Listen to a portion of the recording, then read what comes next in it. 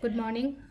Ngasi leba po numit ko. Leba po numit ki card ki message hai petang ying minera se leba po numit number aham bada ko number se 69 lere aduga kaladana angang bagumba kai gumba do minus sin nabi be ko. To 3 cards khatang lothok jarake ko sidagi aduga 3 cards se lothok o matung da ai ngasi gi oina timing afaba hai petang mayam da haijaramage. Sidagi ko. Sidagi 3 cards khatang lothok ase ko. Card number 1, card number 2,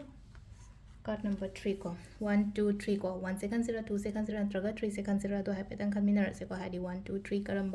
karamba number na henna aingonta attract tauge haibodo ko adugi matung ina yenga so first card sida lei se ko khatang hai tare ko mathayam sai ka haraga di khara chatho Mathayam sai ka haraga di lera tension gumba lera ga ko just koi bani khang de ngatang walking gumba chat pani khang de kitang greenery le ma phom gumba da gumba adegi puki mapan ni khang de turen mapan ni khang de ko leiba jaga da ti phamo khatang hai di sida hai tare ko wakhan se kam o henna bagi damak tani ko ina sina hai se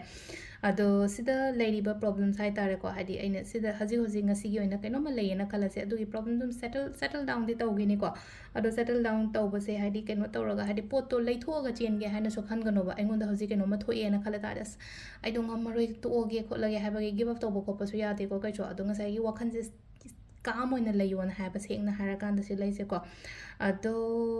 khaddar so move तौबा मा हादि पोट सिंग जे hold तौरगा थमदबा हादि move on तौबो जे हादि एवरी टाइम अखोइना हादि नुंगाइ तब को त मैम से हादि पाइछलगा थमजलगा थमगा कै कान दोरगे सो लोनजलगा उपुमंग दापचलगा चलहन की बना भइना को अदो निको से हाइसे number 2 sina mo hai taraga pukning gumba nung shibe ai ngasi gi oina khatang ko upset oi ko confusion gumba leiba emotionally upset gumba leiba hadi kai normal leina ko ma sina ingonda si tawrami che kari gi no kaina ka tomaina feel to ko difficult oi ba hai tare ko samna ha ba ngasi gi na hai te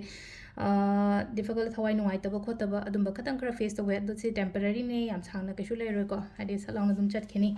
yamna long term yoina nungai tana layo kholo haina dwaina piba nate ba ko number 3 su ngasi gi energy se kai gi no hangde loina yamna hade ko wakhan nungai thaba emotionally down feel chatpa nga ta oina lae ko ado number 3 su ko nungai thaba layena kala se wai shado mingonda phumjala tham gon nungai triba khotriba mayam do loina mak ne hadi ketang mingonda waili thopa kai ba ke waili tho di khra yang ina mi se khoina nungai taw le matan da imana bi oiro na tra yum gi mi da ko wai shado ga ding sai poto polum do thangda ki ba dong na tawidana ko adu do na ni ko sida hai se ko aduga timing sine ki pung nipan ga minute tare tagina